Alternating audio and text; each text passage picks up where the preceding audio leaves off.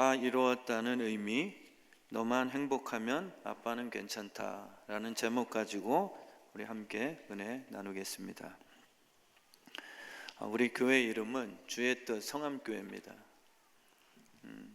이름 지을 때 신중하죠.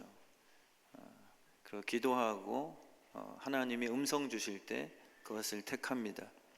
그래서 우리 교회는 주님의 뜻을 우리의 삶의 반석으로 삼아 살아가겠습니다 라는 뜻을 지니고 있죠. 그래서 우리가 주의 뜻 성암교회라 그런지 몰라도 우리 주께서 담임 목사인 제 두 손목에 반석을 많이 심어 두셨습니다. 그래서 지난 주간에 소개받은 병원 상담가러 갔다가 방치해봤자 이건 아무 소용없는 것이니 당장 입원하고 그냥 수술합시다 해서 또 감사하게도 그날 저녁에 수술하고 다음날 퇴원해서 지금 반석 축출된 상태인데, 그것을 반석이라고 우리는 이렇게 표현할 수 없죠. 손목 안에 있는 석회는 사실 통증 유발입니다. 단단할수록 교회에 피해를 주죠. 생활이 힘들어집니다. 본인만 견고하지 그건 고집이고요. 또 가정에도 나는 한번 뜻 정하면 반석 같아서 타협 없어. 그런 분들이 자녀들 삶의 흐름에 염증 유발을 시키기도 합니다. 그래서 가만히 있어도 욱신되게 만들고 또 손을 붓게도 만들고 또 이렇게 염증 유발해서 불국해 만들어 이렇게 연락에도 발생시키죠. 그래서 이 손목 속에 돌을 향해서 반석이란 단어를 쓰는 사람 없습니다. 빼내야 된다라고 진찰을 받게 되죠. 종교가 똑같습니다. 그거는 견고함이 아니라 깨야 될 교만한 돌덩이임을 사울은 깨닫게 되었죠. 그 전까지는 반석인 줄 알았습니다. 그 종교적인 행위, 하나님이 내 행위를 누구보다 반석으로 삼아서 이 교회의 기초로 삼아 주실 것이다 라는 확신. 그러나 예수를 만나고 보니 예수님의 지체 속에서 본인이 제일 껄끄러운 존재가 됐던 거예요. 사사건건 주님의 몸된 지체 속에 석회를 발생시키고 예수쟁이를 어떻게 하면 죽이려고 예수 믿는 사람을 통증 유발시키고 그 종교화된 그 돌덩이들, 그건 반석이 아닌 거죠. 장로교는 너무 딱딱합니다. 장로님들 저희 교회는 부드러우세요. 다. 우리 수양회 때 해 뜨는 데부터 찬양하며 춤춘 거 다 아시죠? 손을 높이 들고 주를 찬양. 제가 청년부 때도 절대 안 따라했던 그 견고함. 형제는 시킨다고 하는 거 아니다. 눈 마주치는 거 너무 어려워했고, 근데 지금은 거짓말이 아니라 은혜 받고 목사가 되고 또 저희 교회 그 나이든 장로님들이 어린아이처럼 춤추며 손뼉 마주 소리내는 그 교회, 저는 이게 진짜 반석이다 라는 기쁨을 얻게 됐습니다. 딱딱하다고 반석이 아니죠. 반석이란 공동체에 오히려 힘을 주는 살아있는 그런 보혈입니다. 힘줄 사이에 들러붙어서 감히 나를 무시해? 이거는 굉장히 공동체를 아프게 만들죠. 돌들은 상처를 주고 제대로 움직이지 못하게 하는 그런 역할을 합니다. 본인은 근데 이렇게 비문이라고 하겠죠. 뭔가 이렇게 비석답게 법조문을 기록된 계명의 견고함, 이렇게 본인을 나타내겠지만 그런 석회적인 교인들이 속한 공동체들을 보면 이렇게 부드럽지 않습니다. 그리고 늘 이렇게 쇠소리가 나고 부딪히게 만드는 그러한 역할을 하게 되죠. 의사 선생님이 그렇게 답하더라고요. 제가 왜 이 손목에 자꾸 돌 생깁니까? 많이 쓰셔서 그렇대요. 근데 왼손은 또 왜 생깁니까? 그러면 왼손은 제가 안 쓰는데 거의. 그럼 혈류량의 그 부족일 거다. 혈류. 이렇게 상태가 좋아야 이렇게 그 혈액이 온몸으로 잘 돌아야 그 돌이 낄 틈을 안 주는데, 여기에 혈류가 약해지면 이제 퇴행성이 일어나서 변질을 일으켜 이렇게 돌을 만드는 거죠. 제가 수술한 후에 전 기도합니다. 제가 아픔을 겪었으니 이 어깨, 오십견, 손목, 무릎이든 석회로 고생하는 분들은 오늘 예배 때 다 날지어다. 그런 뭔가 십자가 효과라도 주셔야 제가 뭐 또 목회를 이렇게 해먹을 수 있는 거니까. 그래서 정말 주님께서 우리에게 그 반석됨을 설명해 주시고 계시는 거죠.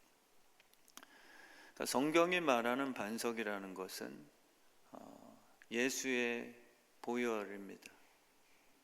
흘러주는 거죠. 근데 우리는 종교화됐습니다. 내가 이렇게 뿌듯하고 남들이 봤을 때 굉장히 이렇게 견고한 신앙, 흔들림이 없는 것 같은 외적으로 봤을 때 이렇게 종교 생활 잘하는 거. 근데 남에게 가까이 가면 늘 뭔가 지적과 자기는 피해가는 교만과, 그렇다고 더 낫지도 않아요. 이런 게 반석인가? 주님은 그렇게 설명 안 하시죠. 반석은 십자가를 지고 흘린 피로 만들어낸 생명의 기초다. 딱딱한 게 아니고 사랑으로 늘 함께 흐르는 예수의 피입니다. 그게 바로 반석이죠. 그래서 우리 교회 안에서는 그냥 딱딱해진 종교적인 반석 형태를 자꾸 우리가 반석이라고 이렇게 오해하게, 왜냐하면 단어 자체가 이렇게 좀 딱딱한 이미지를 주기 때문인 것이죠. 근데 성경이 말하는 반석은 예수를 의미하거든요. 근데 그 예수님은 죄인 때문에 스스로 부서지셨죠. 그리고 남을 세웁니다. 본인은 뺨을 맞아도 견뎌내는 사랑의 힘을 이야기하시죠. 그게 이제 반석임을 깨닫게 됩니다. 베드로는 스스로 멋진 반석인 듯 예수님 앞에서 자랑했잖아요. 나만큼은 안 흔들립니다. 그 말 때문에 주님은 속지 않으세요. 그렇다고 바로 그 자리에서 이 거짓말쟁이야 라고 또 면박도 안 주시지만 주님은 이미 중심을 아시니까 본인 해야 될 십자가의 사명만 생각하시지, 그리고 그 십자가로 인해 이 베드로가 결국 진짜 반석이 될 것에 대한 꿈을 꾸시는 분이지, 베드로의 그 아직 철없는 지키지도 못할 그 이야기를 듣고 사사건건 다 이렇게 판단 지적하신 거는 또 아니시잖아요. 예수님의 십자가 사역을 방해하는 장애물 돌덩이에 불과했습니다. 베드로가 말구의 길을 자르죠. 주님이 이렇게 흘러가셔야 되는데 하나님의 뜻대로. 근데 이 베드로 때문에, 자기는 반석이니까, 주님을 뺏을 수 없으니까, 근데 결국은 하나님의 나라 주님의 지체에 석회를 만들어 그분의 몸을 이렇게 불편하게 한 역할의 주인공이었습니다. 나중에는 진짜 반석이 되죠. 그래서 예수님 때문에 거꾸로 십자가에 매달려 자기도 피를 흘리는 것이 진짜 반석의 역할이구나 라는 걸 깨닫게 되어 이제 반석답게 살아가긴 했습니다. 그 진짜 반석은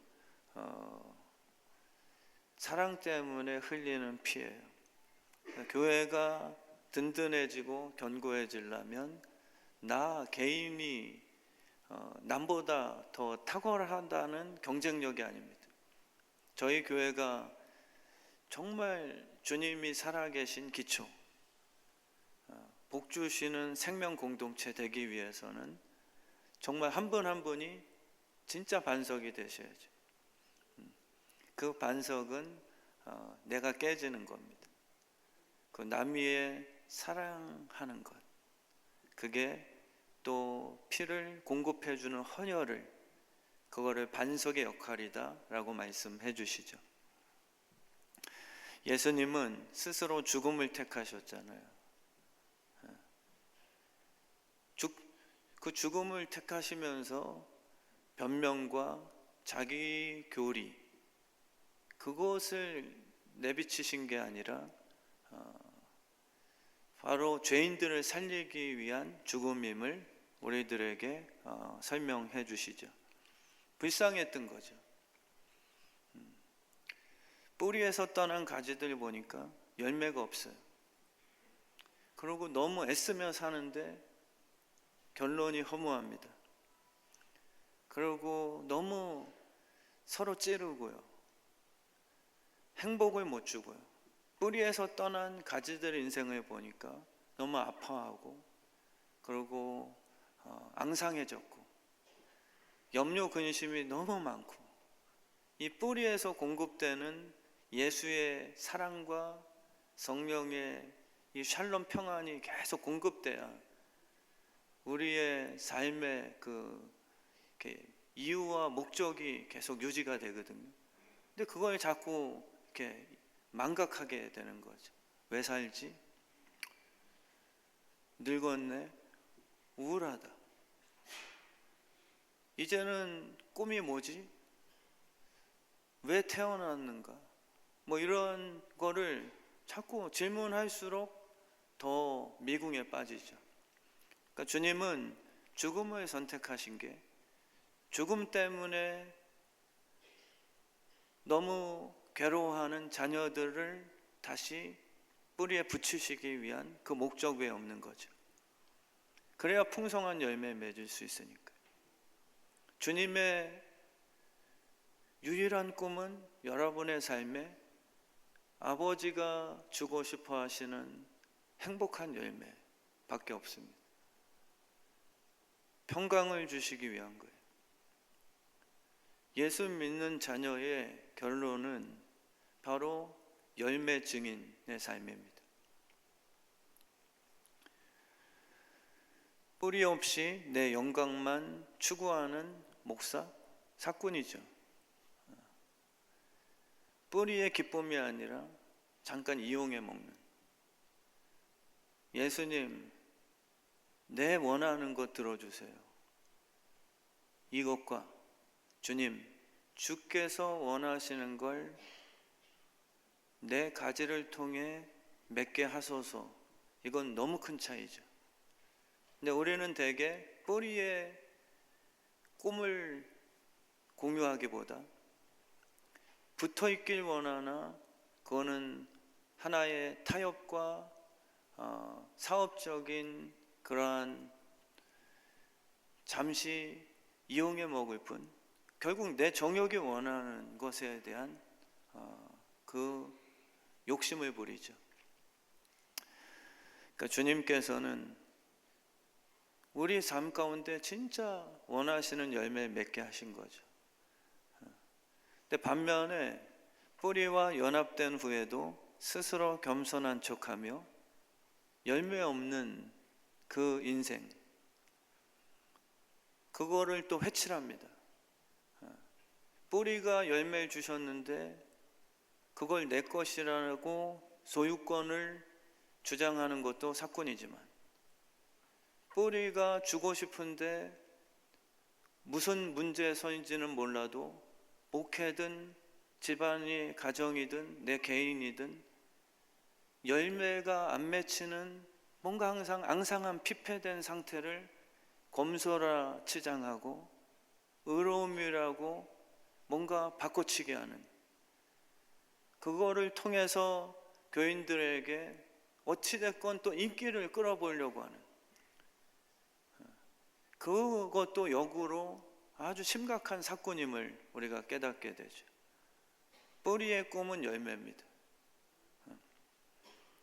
열매 없는 가지는 오히려 잘라서 불구덩 위에 던지겠다라고까지 주님은 본인의 의지를 밝히셨어요.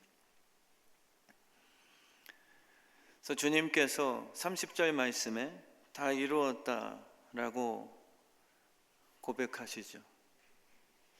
뭘 이루셨을까? 한번 본인도 생각을 해보세요. 예수 믿고 내가 이루려는 게 도대체 뭐지?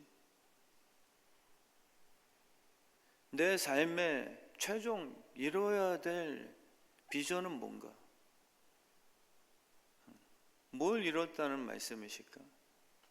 물론 세상은 돈과 자녀, 무슨 좋은 대학 입학, 이제는 죽어도 여한 없는, 다 이루었다, 이것은 아니라고 성경이 얘기하시니 정말 고민이 필요하죠. 주님이 다 이루셨다라고 말씀하시는 그 참된 뜻, 한번 성도님들께도 목장 모임 때 질문해 보시면 좋겠어요. 우리 권사님, 장로님은 살아서 죽기 전에 다 이루려고 하는 그 궁극적인 비전이 무엇인데요? 아마 각자는 갖고 계시겠지만 허무하죠. 결과적으로 정직하다면 그 허무한 걸 깨달으시겠죠. 그러고 고개를 숙여서 영원히 떠나가셨다라는 설명이 나옵니다. 사실 다 이룬 게 아니거든요. 누가 봐도 패배한 순간,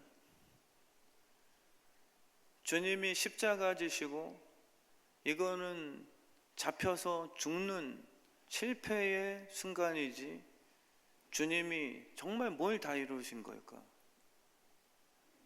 유대인들은 그래서 그의 말이 허풍과 미친놈으로 볼 수밖에 없었다. 본인들이 원한 다 이루신 것, 하나님의 아들이라면 다 이루셔야 될 우리의 그 공감대, 드디어 다 이루셨네 라고 우리가 동의할 수 있는 그분의 성취, 그거는 예수님이 십자가에서 슈퍼맨처럼 뛰어 날라서 스스로 구원시키는 거게, 드디어 이루셨구나. 드디어 예수님이 유대인들이 원하는 대로 못 박아 죽어만 있지 않고 못을 팍 튀겨나가게 하며 자기를 묶은 로마 군사들과 유대인들 향해 벼락을 쳐버리시는 그 순간에 드디어 예수쟁이 주님께서 다 이루셨구나, 이렇게 말하면 뭔가 우리가 동의가 되겠죠. 근데 주님께서는 죽으시는 그 순간에 다 이루었다라고 본인이 분명히 그 시점에 그 단어를 쓰신 거죠. 그러면 도대체 본인은 죽었는데 뭐를 이루셨는가? 우리가 바라는 것도 아니에요. 죽지 마시고 십자가에서 스스로 구원해 내셔서 그래야 우리가 주님 다 이루셨습니다 박수 쳐줄 거니까. 근데 주님께서는 스스로가 다 이루었다라고 말씀하신 거죠. 그 다 이룸은 자녀들의 행복입니다. 주님이 다 이루신 건 정말 죽은 죄인 자녀들을 살려내신 그 승리예요. 그래서 덧붙일 게 없습니다. 어떤 이단들 같은 교회에서는 구원이 영원한 구원 아니라 남은 삶은 여러분의 행위로 더 메꾸십시오라고 얘기하는, 그 그건 이단이에요. 그러면은 예수님이 다 이루었다는 말이 더 하등입니다. 우리가 행함으로 남은 구원을 이루는 게 상위 개념이 되고, 예수님이 신이신데 다 이루었다는 말이 더 초등학문이 될 수밖에 없어요. 말이 안 되잖아요. 하나님의 말씀이 더 진리죠. 다 이룬 게 사실이어야만 되는 거예요. 그래서 주님이 십자가에서 다 이루신 거는 바로 말 그대로 그래서 믿음을 요구하시는 거죠. 여러분과 제가 자녀로서 그분의 다 이루신 것을 삶 가운데 나타나고 누리며 승리자답게 살아가는 실력, 그것을 우리 주님은 지금도 기다리고 계신 거예요. 아직이지만 우리의 모습이 늘 연약합니다. 패배자입니다. 더 발전이 안 되는 듯한, 거기에 이렇게 머물러 있는, 날마다 매주마다 그냥 회개 기도의 패턴 반복. 근데 주님이 진짜 원하시는 건 다 이룬 것에 대한 너희들의 올바른 그 이해력과, 다 이룬 게 너희의 붙여진 가지에서 어떻게 일하게 되고 어떻게 행복을 너희들에게 공급할 것이며, 아버지의 죽음으로 다 이룬 것이 자녀들의 상속자들에게 어떻게 영향을 미칠 것인지, 그것을 결국 깨닫게 하려는 게 주님의 참된 의도시죠. 우리를 무리를 걸을 수 있는 믿음의 서퍼들로 부르신 거예요. 남들은 다 빠져 죽을 거예요. 그게 슬프신 거. 홍수 심판 때 사망 권세를 누가 견뎌낼 수 있지? 다 수장될 건데 방주 외에는 다 빠지죠. 근데 주님께서 우리를 택하신 이유가 바로 무리를 걸을 수 있는 베드로로의 부르심입니다. 서퍼들은 파도를 부정적인 고난으로 생각하지 않거든요. 서퍼들은 당연히 초보 때는 파도가 나를 물에 빠지게 할 것이라는 그 과정을 인정하고 시작하는 거예요. 그렇다고 서퍼들이 파도의 고난을 자체를 선택한 건 아닌 거죠. 초보일 때는 파도 때문에 물에 빠지는 실수를 당연하게 생각하지만, 서퍼가 되기로 결정한 후 물에 빠지는 것을, 그 고난을 선택한 건 아니에요. 서퍼가 되기로 결정한 거죠. 서퍼가 되기로 결정했으니 물에 빠지는 고난은 당연히 이제 받아들이세요가 목적이 아니라는 거예요. 남들이 탈 수 없는 큰 파도를 나는 균형 잡아 성공해내는 게 꿈이 되신 분들이시죠. 그게 예수 믿는 거예요. 근데 많은 분들 예수를 믿으면 고난 당연하게 생각하세요. 고난 자체를 선택하라는 그 요구를 받게 되시죠. 그건 잘못된 겁니다. 고난은 연단을 만들어낼 것이요, 연단은 인내를 만들어낼 것이요, 인내는 같이 못 외우니까 지금 제가 헷갈려도 같이 헷갈리셨잖아요, 그죠? 인내가 연단은 결국 소망을 만들어내는, 소망이 꿈이죠. 서퍼가 되기로 결정한 건 파도를 타는 것이지, 파도 때문에 물에 빠지는 고난을 수용하자, 이게 주님이 원하시는 최종 목적이 아니에요. 자꾸 이상한 종교가 나오죠. 예수를 믿고 그 제자들처럼 우리의 필수는 고난을 선택하는 것이다.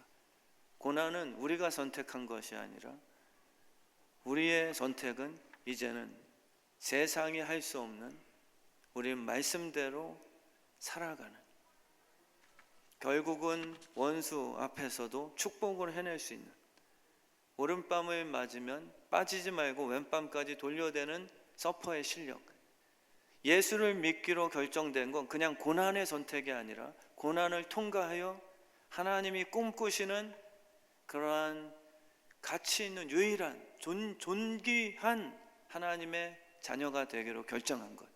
이것이 예수 믿기로 결정한 참뜻이 될 수 있는 거잖아요. 예수를 믿고 말씀대로 무리를 걷기 위해서는 세월을 통해 수많은 물에 빠지는 실수를 겪으셔야 될 거예요. 그때마다 너무 짜증내지 마세요. 그때마다 실패자라고 너무 나를 자책하지도 마세요. 서퍼라는 자존감으로 까짓것 주님이 70번씩 7번이라도 허용하신 기회다라고 생각하셔야 돼요.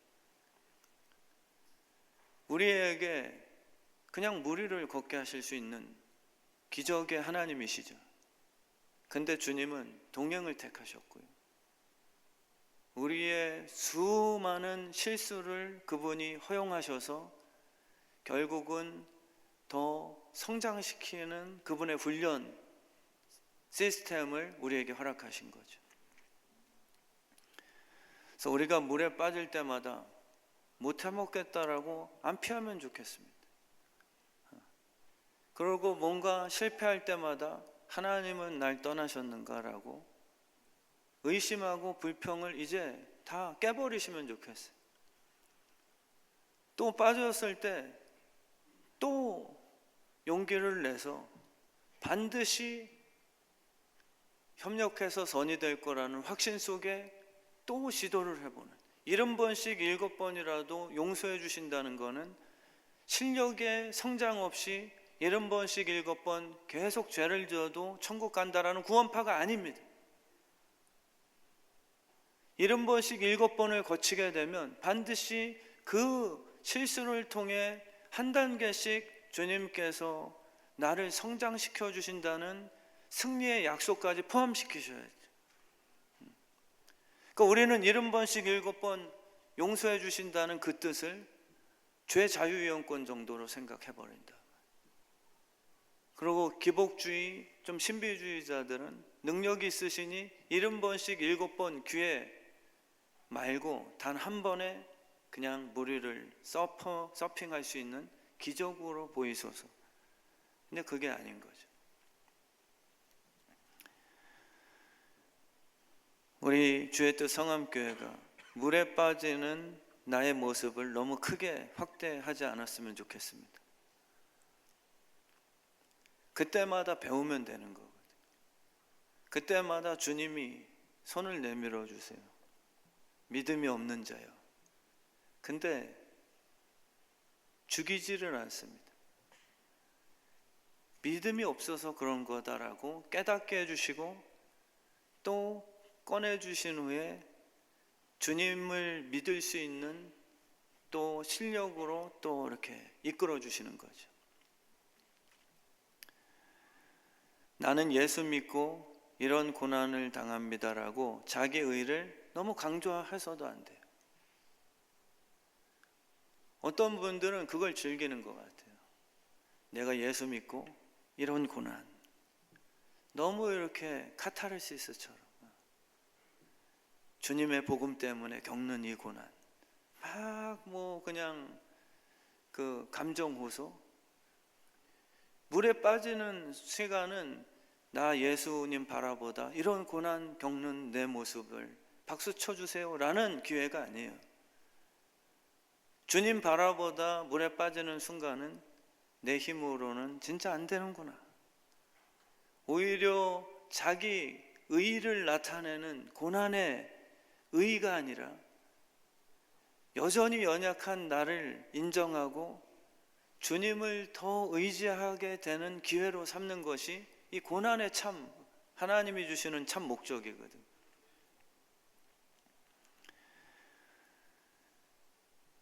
그래서 어떤 고난이냐, 어떤 사망의 권세도 이제는 더 이상 우리를 해칠 수 없다. 이게 하나님의 자녀가 된 자로서의 가장 큰 행복이거든. 한번 서로가 질문해 보는 거죠.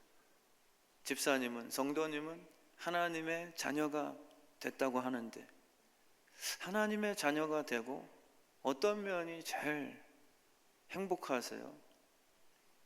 뭐가 성경이 이야기하는 기쁨의 종류세요? 하나님의 자녀가 됐다고 하는데 뭐가 제일 나한테 한 가지만 말씀해 주세요. 근데 성경은 하나님의 자녀의 가장 큰 축복은 협력해서 선이라고 말하는 거예요. 이제 손해볼 실수는 없다. 이제 너희들의 모든 그 고난과 연약함은 다 형통과 협력해서 선을 향한 약재로 만들 것이다. 이걸 우리에게 약속해 주신 거죠.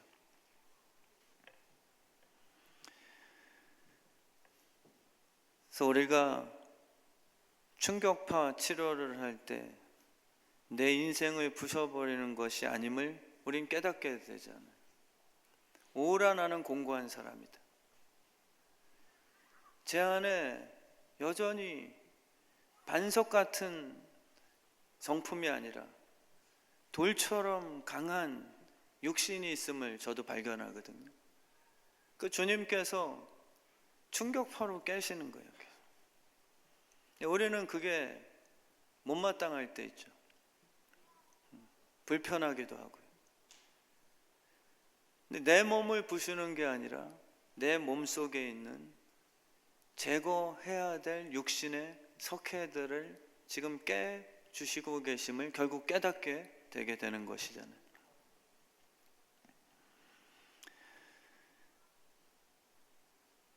잘 훈련된 서퍼들에게는 그래서 큰 파도는 더 이상 고난의 시기가 아니라 주님이 주시는 진짜 누려야 될 기쁨을 경험하는 기회가 되죠. 주님이 원하시는 건 단순히 물에 빠져서 주여 삼창해라 하는 그러한 기도 시간만은 아닙니다. 뜨거운 교회죠. 매 모였을 때마다 또 실수하고 또 빠졌고 주님 또 건져주세요라고 주여 삼창, 그런 교회도 역시 믿음이 있고 뭐 뜨거운 교회다라고 표현할 수 있지만, 주님이 진짜 원하시는 목표는 너희만큼은 믿음으로 내 눈동자를 바라봐서 무리를 걸을 수 있는 그 영적인 쾌감, 승리가 뭔지를 설명할 수 있는 그 경험들, 체험들, 그거를 우리에게 주고 싶어 하시는 거예요.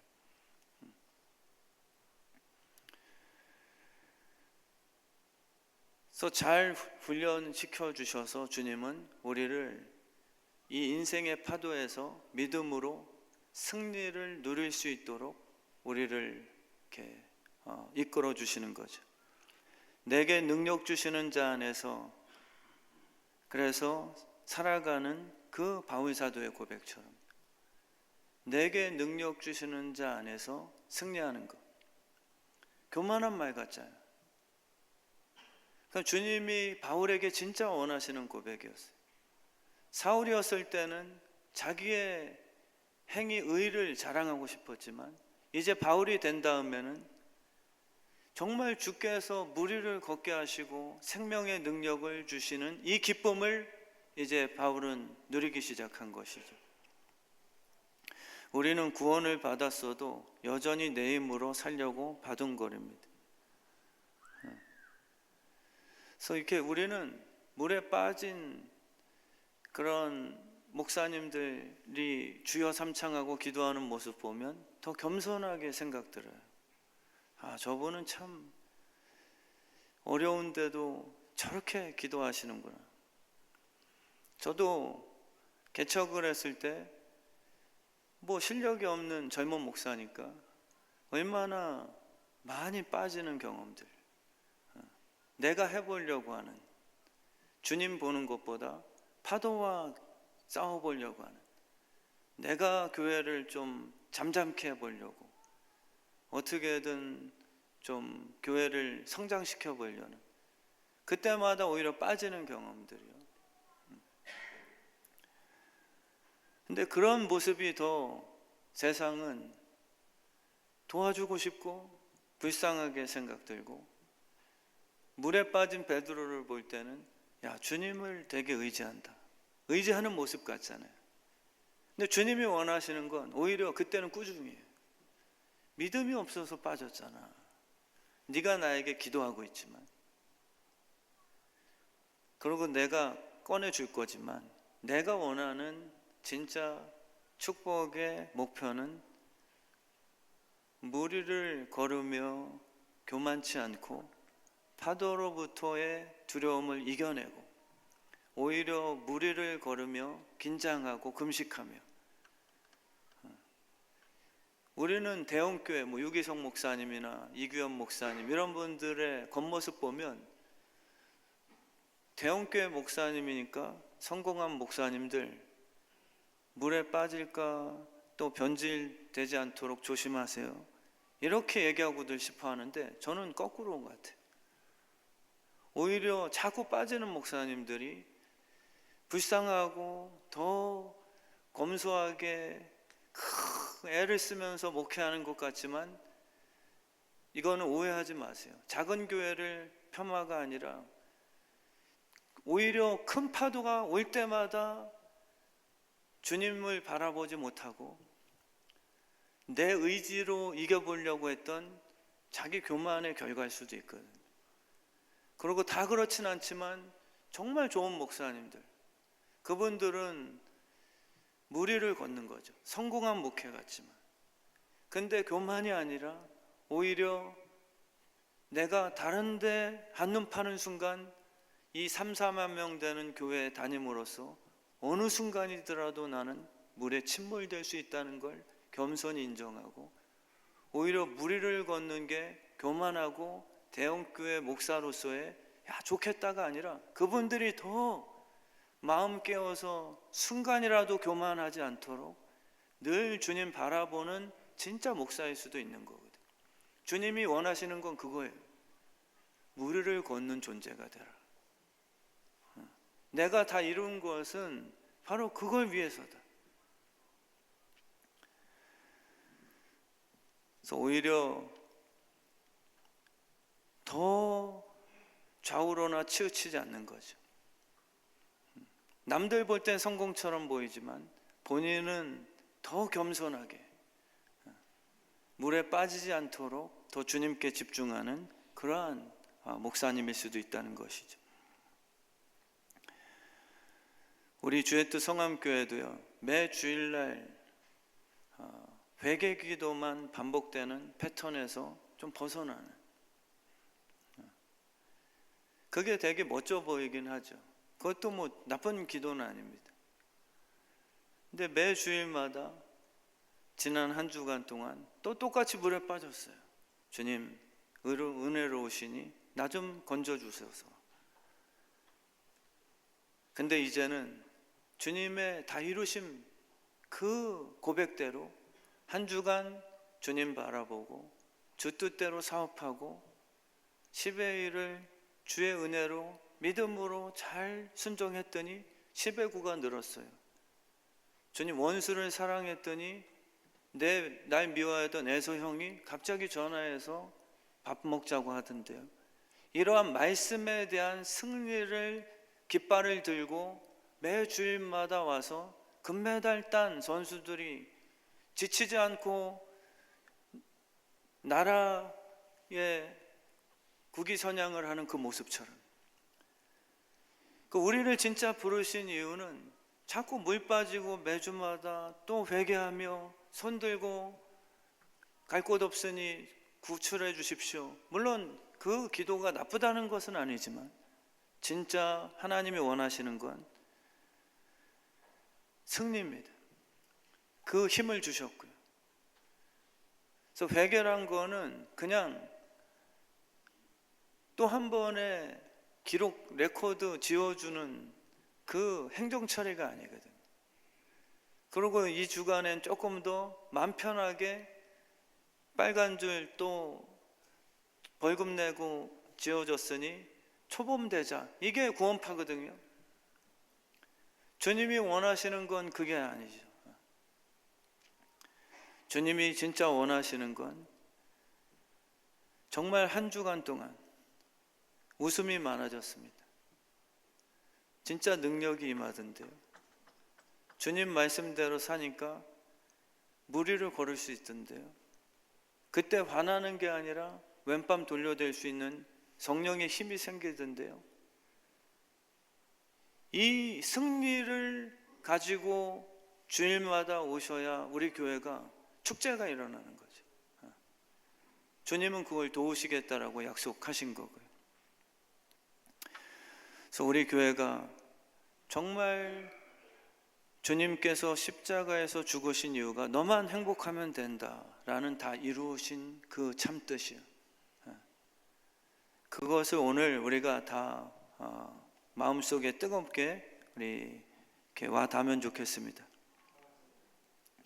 그래서 이 시간에 조금 긴 영상인데 너무 의미가 있어서 우리 한 10분짜리인데 보신 후에 제가 짧게 마무리하고 찬양하고 기도하는 시간 갖도록 하겠습니다. 아니요. 좀 뭉클하네요.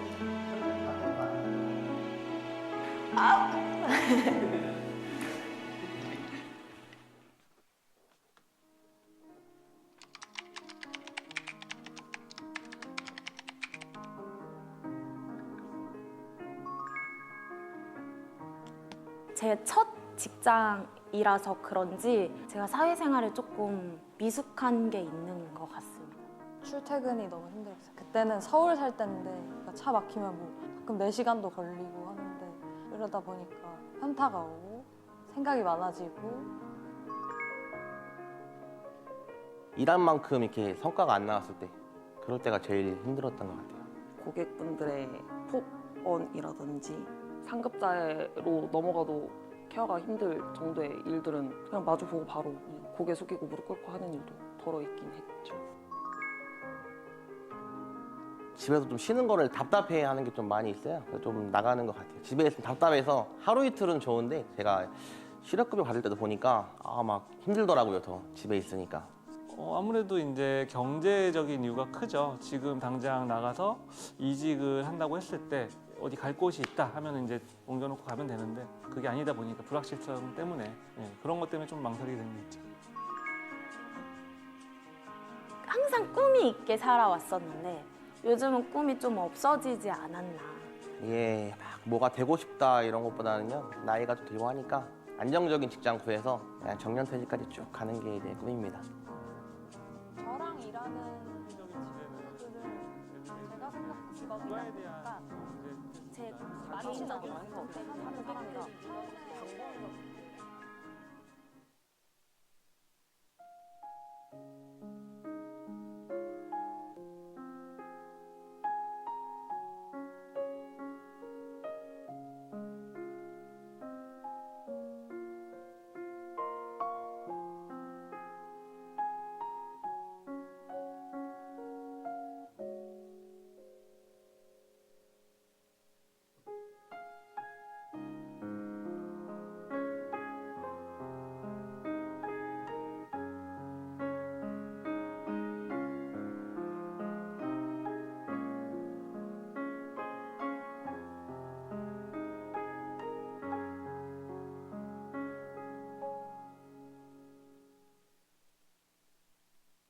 개인 택시 한 17년, 18년 차 택시기사 양병극입니다.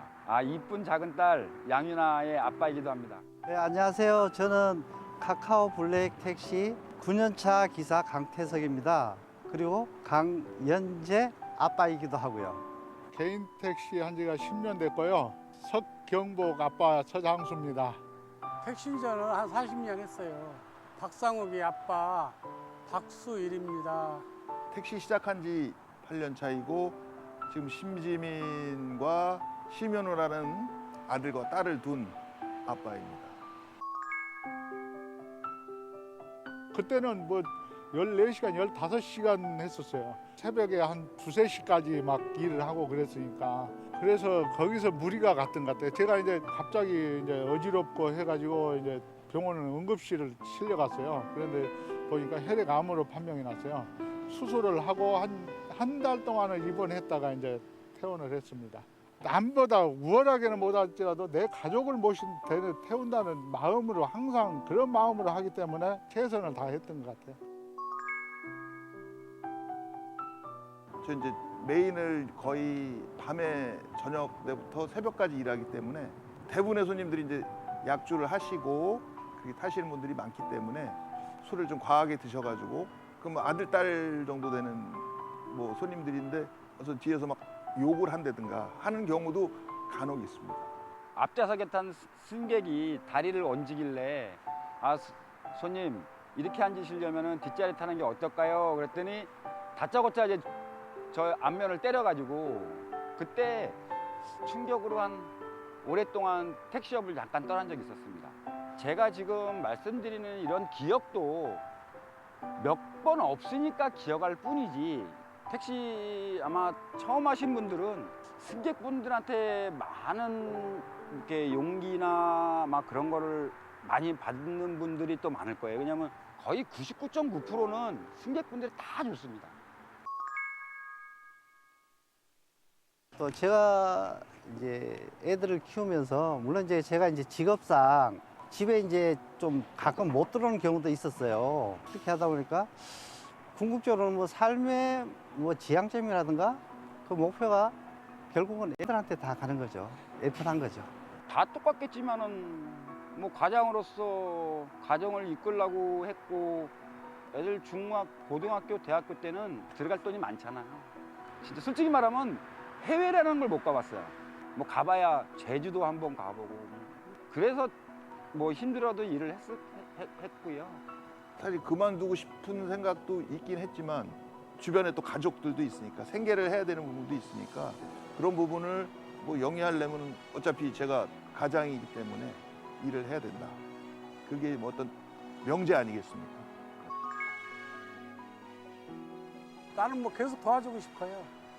큰 손자는 공부를 굉장히 잘하니까 나는 그놈도 밀어주고 다 도와주고 싶고 찍은 아들네 또 딸내미 이제 굉장히 똘똘해요. 6살짜리. 손자 9살짜리 그놈도 똘똘하고 그래도 할아버지가 돈을 버는 게 그래도 걔네들한테 더 도움이 되지 않을까 싶어요.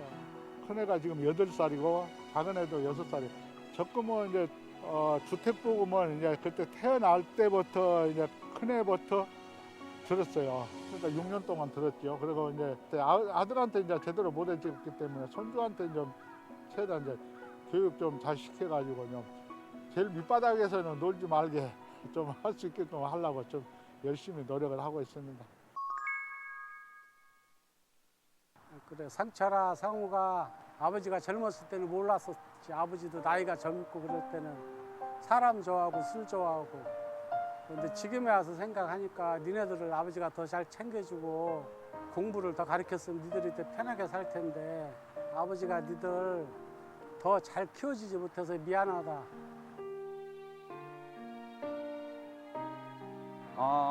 우리 작은 딸은 태어나서 한 달, 2달 됐을 때 많이 안 좋아서 고대병원에 입원해 있고 또 3살 때 화상 입었을 때 아빠 많이 힘들었고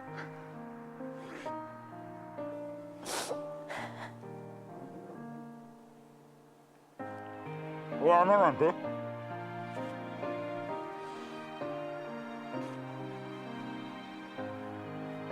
못하겠습니다. 지민아, 사실 사는 게 그렇게 쉽지는 않아. 그렇지만 쉽지 않다고 해서 길이 없는 건 아니야. 어려운 일 있을 때 그때는 아빠가 엄마가 해줄 수 있는 한 최대한 해줄 거야. 아빠는 네가 행복하는 게 가장 좋은 아빠의 바램이야. 사랑한다. 그래 니들 아들들 사랑한다. 우리 아들 사랑한다. 우리 딸 사랑해. 우리 양 박사 이쁜이 사랑한다.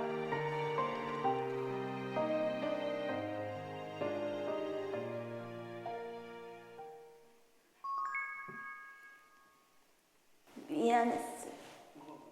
아빠가 힘들게 이라는 거 알고는 있었는데 알면서 별로 생각하고 싶지 않아서 외면하는 그런 거 있잖아요. 그랬던 것 같아요. 저희 아버지 제가 알기로는 어릴 때부터 그 연탄 공장 하시고 택시 하시기 전부터 한 50년 넘게 일하신 것 같은데 저희 키우시느라고 뭐 어디 제대로 여행을 한번 못 가시고 맨날 일만 하시거든요. 저희 때문에 저희 이제 결혼하고 많이 도와주셔가지고 나중에 잘 돼서 우리 여행도 보내드리고 해야죠.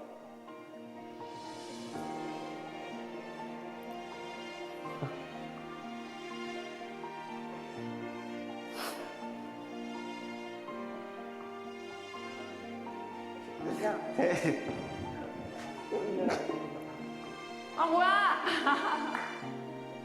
뭐야? 아니 자고 있을 시간이 없어. 일어나. 고생 많다.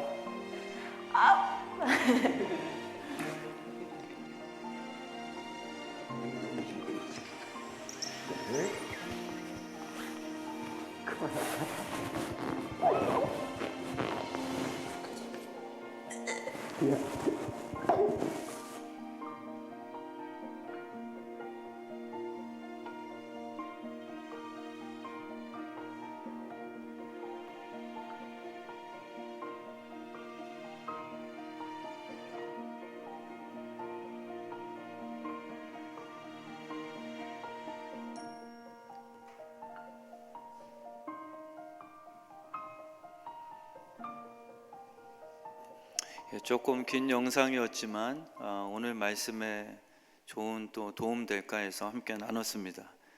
사실 우리 몸도 나도 모르는데 내 안에서 내 생명을 지켜주기 위해 수많은 이름도 모르는 좋은 세포들 또 존재들이 내 생명 살아있으라고 이렇게 싸워주죠. 뭐 백혈구라든지 나쁜 세균 들어오면 하나님께서 야, 내 아들 잘 지켜줘라 라는 시스템을 주셨어요. 그래서 사실 열매란 건 내가 다 알아서 생명으로 맺히는 게 아니라 은혜란 건 다 모르는데 누군가가 내 안에서 일해주는 결과로 내 생명이 이렇게 보존이 되죠. 근데 죄로 다 망가졌습니다. 잘 지켜라 라고 우리 신체를 만들어 주셨는데 죄가 들어와서 아버지의 뜻을 불순종해 자녀들을 자꾸 괴롭히죠. 그래서 예수 그리스도의 피가 스며들어서 지금 우리 안에서 지혜, 사랑, 또 영원한 생명 이렇게 안에서 마귀와 계속 싸워주십니다. 그래서 좁은 길이라는 것은 사랑입니다. 우리는 좁은 길 걸으면 본인의 오름이라고 착각해요. 정말 이 부분은 마지막 심각하게 우리가 묵상했으면 좋겠습니다. 천국 가서 주님이 좁은 길을 걷지 않거나 자기 십자가를 지지 않았던 종교인들은 모른다고 하실 거예요. 근데 우리는 깨달은 양들은 이 말을 들으면 맞다라고 아멘 하시는데 종교인들은 희한하게 감동이 없어요. 끝까지 그렇게 흘러 주님 앞에 서서 진짜였네라고 깨닫는 순간이 심판대가 될 거예요. 그래서 정말 제가 진심으로 이 시간 이렇게 나누는 거죠. 예수의 영은 좁은 길을 선택합니다. 우린 좁은 길 그러면 남보다 더 살을 빼서 종교적으로 더 의로운 행동하는 걸 좁은 길이라 생각하고 남에게 솔직하게 말하는 걸 좁은 길이라 생각해요. 나는 할 말 한다? 이거 좁은 길 아니에요. 또 의로운 이야기를 해서 불신자들에게 인기 끌려는 종교인도 좁은 길 아니에요. 사실은 숨겨진 넓은 길이죠. 진짜 좁은 길은요, 못 가는 길입니다. 사랑이 없으면. 내 자식이 너무 못되게 구는데 십자가로 향하는 그 길이 유일한 좁은 길입니다. 우린 좁은 길에 대한 다른 해석이 꼭 필요해요. 자기 십자가는 너 못되게 굴어라. 저 자식 때문에 내가 십자가 좁은 길 가는 목회구나. 이 수준이 아닙니다. 저도 개척을 했을 때 정말 저를 위해 자식처럼 실수를 하건 뿌리 역할을 해주시는 분이 계셨어요. 지금도 똑같아요. 제가 부족하든 무슨 연약함이 있든 뿌리처럼 늘 지탱해주는 영적인 어머니 아버지 역할. 만나면 알죠. 근데 어떤 분들은 어떻게든 모함을 하고 평가를 하고 힘든 거거든요. 그럼 그때는 저는 좁은 길 가는 목사 돼야지. 예수님도 고난 받으셨으니 나도 참아야 되는 거 아닐까라는 내 의. 근데 그게 아니더라. 정말 좁은 길은 그분을 위해서 내가 사랑으로 대신 십자가를 걸어갈 수 있는 선택이죠. 그러니까 좁은 길은 사랑이 없으면 걸을 수 없는 그러한 존재적인 그런 길입니다. 그래서 우리 주의 뜻 성암교회가 좁은 길 걷는 교회 됐으면 좋겠어요. 지금 깨닫지 못하고 스스로들 다 좁은 길 걷는다는 걸 율법으로 착각들 하세요. 근데 원수와 나를 공격하는 돌 던지는 자 향해서 스데반이 용서를 선포치 못한다면 여러분과 저는 절대 천국의 백성이 아닐 것입니다. 예수의 영은 좁은 길을 선택합니다. 그래서 우리 교회가 목사인 저부터가 이 좁은 길을 선택하면 그걸 끝에 부활의 역사가 우리 교회는 견고해질 겁니다. 좁은 길을 선택하면 가정이 더 단단해져요. 그리고 놀라운 화목과 생명의 역사, 이런 존중의 기쁨이 회복되게 해 주실 줄 믿습니다.